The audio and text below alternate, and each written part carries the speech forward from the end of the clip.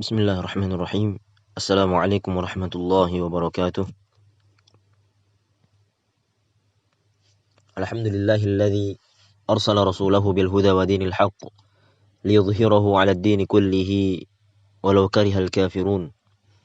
Asyhadu an la ilaha illallah wahdahu la syarika lah wa asyhadu anna Muhammadan 'abduhu wa rasuluhu sallallahu alaihi wa ala alihi wa ashabihi wa man sara 'ala nahjihi wa tamassaka bi sunnatihi ila yaumiddin wa sallama tasliman katsira amma ba'd. Rabbi shrah li sadri wa yassir li amri wahlul 'uqdatam min lisani yafqahu qawli. Allahumma zidna ilma warzuqna fahma. Allah Subhanahu wa taala telah memerintahkan kita suatu ibadah yang besar,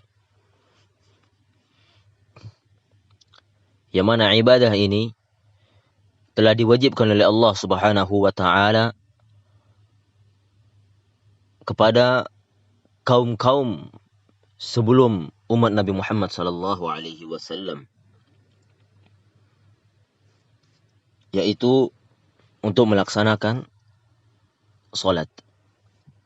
Allah Subhanahu wa taala berfirman di dalam Al-Qur'an, A'udzu billahi minasyaitonir rajim. Bismillahirrahmanirrahim.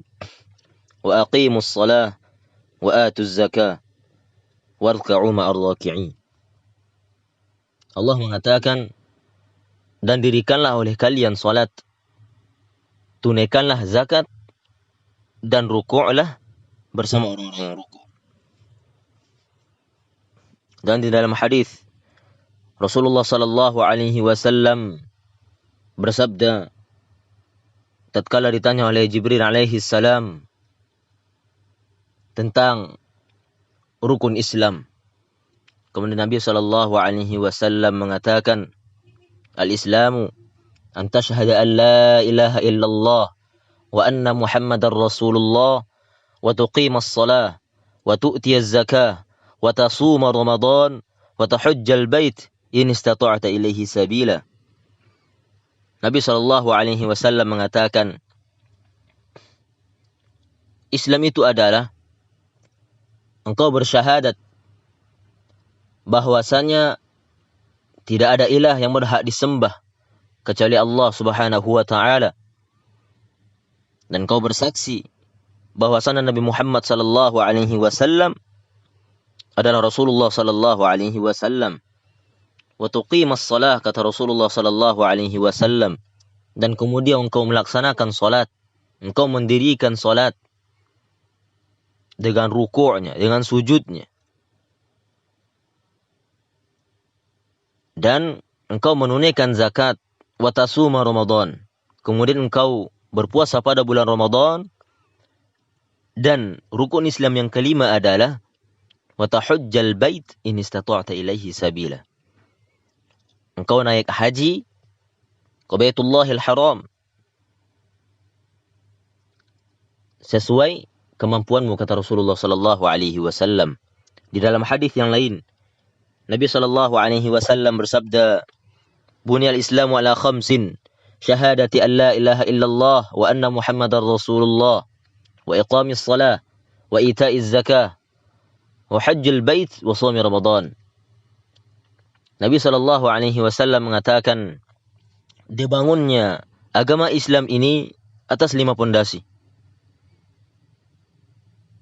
Maka apabila salah satu pondasi ini runtuh, maka runtuh pula lah seluruh pondasi yang lainnya. Nabi mengatakan, pondasi yang pertama adalah bersaksi bahwa tidak ada ilah yang berhak disembah kecuali Allah, wa anna Muhammadar Rasulullah. Kemudian pondasi Islam yang kedua adalah wa iqamis shalah, yaitu mendirikan salat. Pondasi Islam yang ketiga adalah menunaikan zakat. Pondasi Islam yang keempat adalah naik haji bagi yang mampu, dan pondasi yang kelima adalah puasa di bulan Ramadan. Begitu pentingnya ibadah salat ini bagi Allah Subhanahu wa taala. Karena dengan salatlah kita berinteraksi dengan Allah Subhanahu wa taala. Dan dengan salatlah kita dapat bermunajat kepada Allah Subhanahu wa taala. Maka oleh karena itu, insyaallah kita akan bahas bagaimana kita ingin salat sebagaimana Nabi sallallahu alaihi wasallam salat. Ma'asyiral muslimin, a'azzani Allah wa iyyakum. Ketahuilah ada dua kunci agar ibadah seorang hamba diterima oleh Allah Subhanahu wa taala. Yang pertama adalah beribadah kepada Allah Subhanahu wa taala dengan penuh keikhlasan kepadanya Subhanahu wa taala. Allah mengatakan, a'udzu billahi minasyaitonir rajim, wa ma umiru illa liya'budullaha mukhlishina lahuddin. Dan tidaklah mereka diperintahkan melainkan mereka beribadah kepada Allah Subhanahu wa taala dengan penuh keikhlasan. Itulah kunci yang pertama agar ibadah seorang hamba diterima oleh Allah Subhanahu wa taala. Dan kunci yang kedua adalah ittiba'ur Rasul sallallahu alaihi wasallam. Beribadah sesuai dengan tuntunan yang diajarkan oleh Nabi sallallahu alaihi wasallam, terutama di dalam salat. Maka dua inilah kunci agar diterima ibadah seorang hamba oleh Allah Subhanahu wa taala. Apabila salah satu di antara dua kunci ini hilang, maka ketahuilah Allah Subhanahu wa taala tidak akan menerima ibadah seorang hamba tersebut. Nabi sallallahu alaihi wasallam bersabda di dalam hadis yang diriwayatkan oleh Imam Bukhari dan Muslim, "Man 'amila 'amalan laisa 'alaihi amruna fahuwa raddun." Barang siapa yang mengerjakan suatu amalan di dalam perkara kami, yaitu di dalam agama Islam, fahuwa radd, maka dia melakukan amalan tersebut, maka tidak ada amalan tersebut dilakukan oleh Nabi sallallahu alaihi wasallam, maka amalan tersebut tertolak. Dalam riwayat Muslim, Nabi sallallahu alaihi wasallam mengatakan, "Man ahdatha fi amrina hadza ma laysa minhu fahuwa raddun ay mardud." Barang siapa yang mengamalkan suatu amalan yang diada-adakan di dalam agama kami, kata Rasulullah sallallahu alaihi wasallam, maka amalan tersebut akan ditolak oleh Allah Subhanahu wa taala. Walaupun kita beribadah 1000 kali dalam satu hari, namun ibadah tersebut tidak sesuai dengan perintah Rasulullah sallallahu alaihi wasallam, tidak sesuai dengan keinginan Allah tabaraka wa taala, maka amalan tersebut akan ditolak oleh Allah Subhanahu wa taala. Fatakunu hadhihi al-ibadah haba'an manthura. Ibadah yang kita lakukan tersebut akan menjadi debu yang berterbangan. Nabi sallallahu alaihi wasallam bersabda di dalam hadis yang sahih, "Shallu kama ra'aitumuni usalli." Salatlah kalian sebagaimana kalian telah melihatku salat, yaitu sebagaimana kalian telah mempelajari bagaimana tata caraku salat di dalam hadis Nabi sallallahu alaihi wasallam. Maka ada poin yang pertama yang harus kita ketahui bagaimana Nabi sallallahu alaihi wasallam adalah melaksanakan salat, yaitu berdiri dan menghadap kiblat. Sebagaimana Allah mengatakan, "Fawalli wajhaka syatral masjidil haram." Dan palingkanlah wajahmu ke arah Masjidil Haram, yaitu ke arah kiblat, yaitu Ka'bah. Adapun poin yang kedua, meniatkan di dalam hati bahwasanya dia melaksanakan salat ikhlas karena Allah Subhanahu wa taala. Karena Nabi sallallahu alaihi wasallam bersabda di dalam hadis yang sahih yang diriwayatkan oleh Imam Bukhari dan Muslim, "Innamal a'malu binniyat." Sesungguhnya segala amalan yang kita lakukan maka tergantung dengan niat. Kemudian poin yang ketiga adalah takbiratul ihram, yaitu dengan mengangkat kedua tangan imma sejajar dengan kedua bahu ataupun sejajar dengan kedua telinga. Kemudian dengan mengucapkan Allahu Akbar. Sebagaimana di dalam hadis Nabi sallallahu alaihi wasallam melakukan tersebut. Beliau sallallahu alaihi wasallam tatkala bangkit melaksanakan salatnya, dan dia pun mengawali salat tersebut dengan takbiratul ihram dan mengangkat kedua tangannya sejajar dengan bahu atau sejajar dengan kedua telinganya. Kemudian poin yang keempat yang perlu diketahui adalah tatkala melaksanakan salat, maka hendaklah bagi orang yang salat tersebut untuk melihat ke arah sujudnya. Kecuali tatkala di dalam tasyahud, baik dia di dalam tasyahud awal ataupun di dalam tasyahud akhir. Sebagaimana di dalam hadis yang sahih, Nabi sallallahu alaihi wasallam tatkala melaksanakan salat, beliau pun sallallahu alaihi wasallam melihat ke arah sujudnya, kecuali di dalam tasyahud.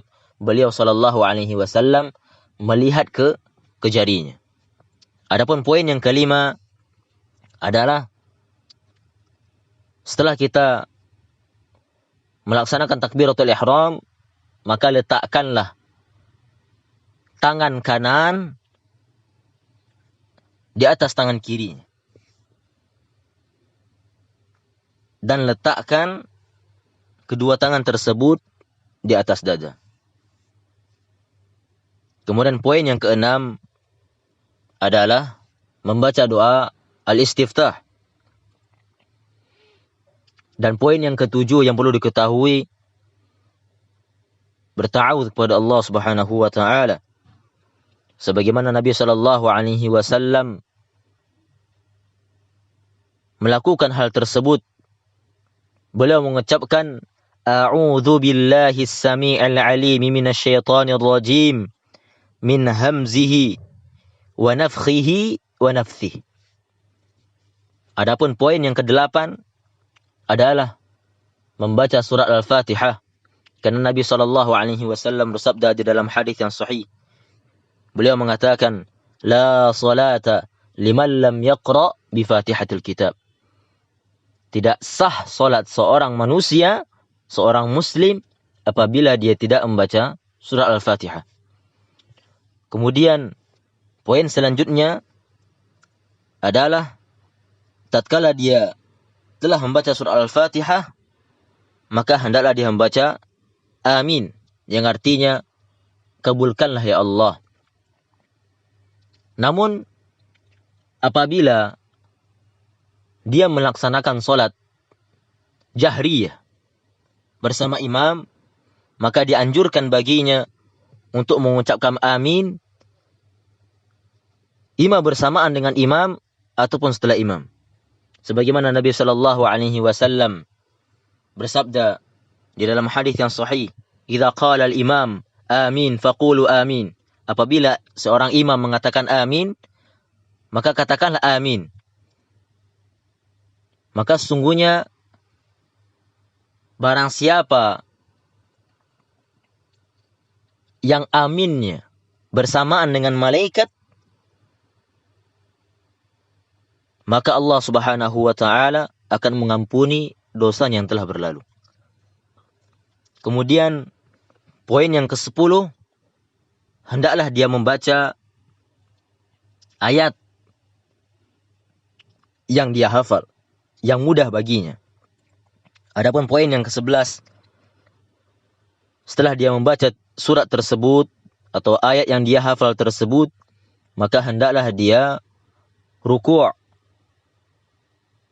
dengan mengangkat kedua tangannya sejajar dengan bahu ataupun dengan sejajar dengan telinganya, dengan mengucapkan Allahu Akbar. Namun tatkala dia ruku, maka hendaklah punggungnya tersebut lurus sama rata dengan kepalanya. Sebagaimana Rasulullah sallallahu alaihi wasallam melakukan hal tersebut. Dan di dalam rukuknya hendaklah dia membaca Subhana Rabbiyal Azim, baik satu kali, baik 3 kali ataupun lebih. Di dalam hadis Nabi sallallahu alaihi wasallam bersabda, "Fa amar ruku' fa'azzim fiha ar-rabb. Adapun di dalam ruku', maka agungkanlah di dalam ruku' tersebut Allah Subhanahu wa taala. Agungkan Allah di dalam ruku'mu sebanyak-banyaknya. Adapun poin yang ke-13, setelah kita ruku', maka bangkitlah dari ruku' dengan mengangkat kedua tangan sejajar dengan bahu ataupun sejajar dengan telinga, dengan mengucapkan Sami Allahu liman hamidah. Tatkala dia setelah bangkit dari ruku'nya dan membaca Sami Allahu liman hamidah, maka hendaklah dia membaca Allahumma rabbana lakal hamd mil'as samawat wa mil'al ardi wa mil'a ma syi'ta min syai'in ba'd. Atau bisa dia membaca Rabbana walakal hamd, sebagaimana Rasulullah sallallahu alaihi wasallam melakukan hal tersebut. Kemudian poin yang selanjutnya yang ke-15, tatkala dia setelah bangkit dari ruku'nya,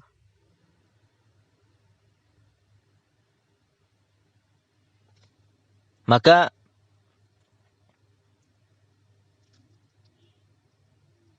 hendaklah dia turun untuk sujud dengan mengucapkan Allahu Akbar. Dan di dalam sujud ada 7 anggota badan yang disebutkan oleh Rasulullah sallallahu alaihi wasallam di dalam hadisnya. Nabi sallallahu alaihi wasallam bersabda, "Umirtu an asjuda ala sab'ati a'dha." Aku diperintahkan oleh Allah Subhanahu wa taala untuk sujud di atas 7 anggota badan. Tentunya tatkala Allah Subhanahu wa taala memerintahkan nabinya, maka otomatis perintah tersebut juga harus dilakukan oleh umatnya sallallahu alaihi wasallam. Adapun yang pertama adalah al-jabhah, yaitu sujud di atas keningnya. Kemudian Nabi sallallahu alaihi wasallam mengisyaratkan sujud di atas hidungnya. Kemudian anggota tubuh yang ketiga adalah sujud di atas kedua telapak tangannya. Kemudian sujud di atas kedua lututnya. Dan kemudian yang terakhir, sujud di atas kedua jari-jarinya. Setelah kita melakukan hal tersebut, yang perlu kita lakukan adalah menjarakkan tangan kita dengan badan. Sebagaimana Rasulullah sallallahu alaihi wasallam bersabda di dalam hadis yang sahih, "I'tadilu fi sujud." I'tidalah kalian di dalam sujud, kata Rasulullah sallallahu alaihi wasallam. "Wa la yabsut ahadukum dhira'ihi in bisatul qalb." Dan janganlah salah seorang di antara kalian merapatkan tangan kalian dengan tubuh ataupun dengan tempat sujud sebagaimana anjing melakukan tersebut. Dan perlu diketahui kalau tempat sujudnya luas dan tidak sempit dan tidak mengganggu temannya, maka apabila tempat sujudnya sempit dan apabila dia melakukan hal tersebut, orang di sebelahnya merasa terganggu, maka para ulama mengatakan tidak masalah baginya untuk melakukan hal tersebut. Kemudian hendaklah dia membaca Subhana Rabbiyal A'la. Dan disunnahkan di dalam sujud perbanyaklah berdoa kepada Allah Subhanahu wa taala. Sebagaimana Rasulullah sallallahu alaihi wasallam bersabda, "Fa amma fis sujud fajtahidu fihi du'a." Adapun di dalam sujud, kata Rasulullah sallallahu alaihi wasallam, maka bersungguh-sungguhlah kalian meminta kepada Allah, berdoa kepada Allah Subhanahu wa taala. Adapun poin yang ke-16 adalah yaitu bangkit dari sujudnya dengan mengucapkan Allahu Akbar. Kemudian dia duduk di atas kaki kirinya dengan menukukkan jari-jari kanannya menghadap kiblat dan membaca doa Rabbighfirli, Rabbighfirli, ataupun doa yang lainnya. Adapun poin yang ke-17 adalah hendaklah dia kembali sujud untuk yang kedua kalinya dengan mengucapkan Allahu Akbar dan membaca doa Subhana Rabbiyal A'la. Dan setelah dia membaca doa Subhana Rabbiyal A'la, maka disunnahkan oleh Rasulullah sallallahu alaihi wasallam bagi seorang hamba yang salat untuk memperbanyak doa di dalamnya. Sebagaimana Nabi sallallahu alaihi wasallam bersabda, adapun di dalam sujud maka perbanyaklah oleh kalian berdoa kepada Allah Subhanahu wa taala.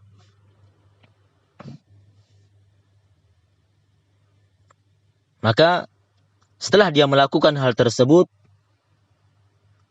bangkitlah dari sujudnya. Kemudian ulangi hal tersebut di dalam rakaat-rakaat salat selanjutnya. Namun dia tidak membaca doa istiftah dan tidak membaca ta'awudz. Hendaklah dia membaca surah Al-Fatihah dan seterusnya. Apabila seorang hamba melaksanakan salat yang di dalamnya ada 2 tasyahud, seperti salat maghrib, salat isya, salat zuhur, ataupun salat asar, maka di dalam tasyahud awal hendaklah dia membaca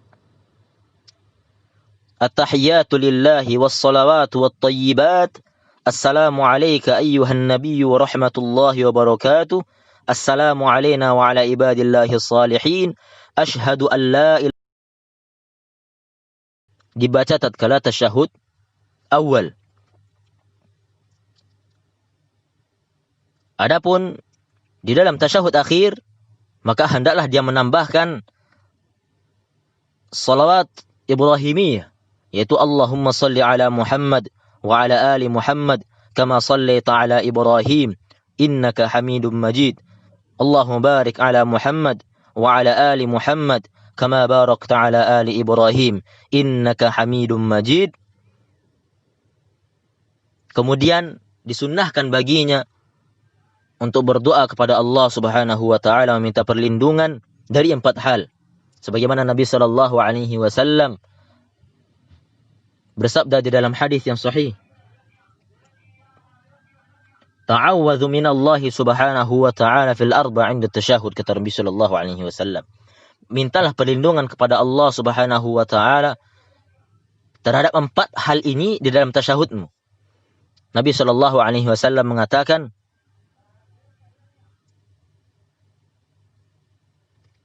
di dalam hadis tersebut,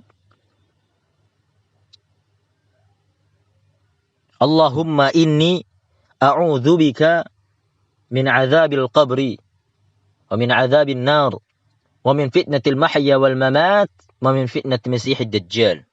Dan di dalam hadis yang lain, Nabi sallallahu alaihi wasallam mengajarkan Mu'adz bin Jabal satu doa yang agung, yang mana tatkala Mu'adz bin Jabal tatkala mendapatkan doa tersebut dari Rasulullah sallallahu alaihi wasallam, maka dia mengatakan, aku tidak akan pernah meninggalkan doa ini di dalam salatku.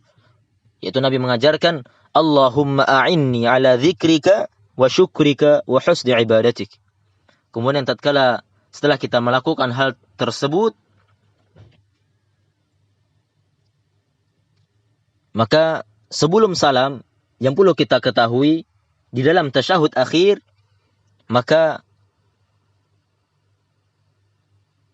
tata cara duduk yang perlu kita ketahui adalah memasukkan kaki kiri ke dalam kaki kanannya. Kemudian menapakkan kaki kanannya serta jari-jarinya dan menekukkan jari tersebut menghadap kiblat. Namun setelah dia melakukan itu semua, poin yang terakhir yang dia lakukan adalah menghadap ke kanan dengan mengucapkan Assalamualaikum warahmatullahi, dan boleh dia mengatakan Assalamualaikum warahmatullahi wabarakatuh. Dan sunnah baginya apabila dia ingin menghadap ke kiri dengan mengucapkan Assalamualaikum warahmatullahi ataupun Assalamualaikum warahmatullahi wabarakatuh. Maka inilah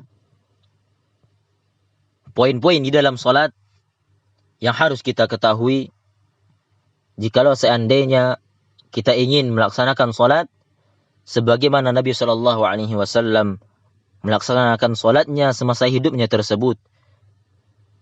Sebagaimana Nabi SAW bersabda, "Sallu kama ra'aitumuni usalli." Salatlah kalian sebagaimana aku melaksanakan salat. Semoga hal ini dapat manfaat bagi kita semua. Subhanakallahumma wa bihamdika asyhadu an la ilaha illa anta astaghfiruka wa atubu ilaik. Assalamualaikum warahmatullahi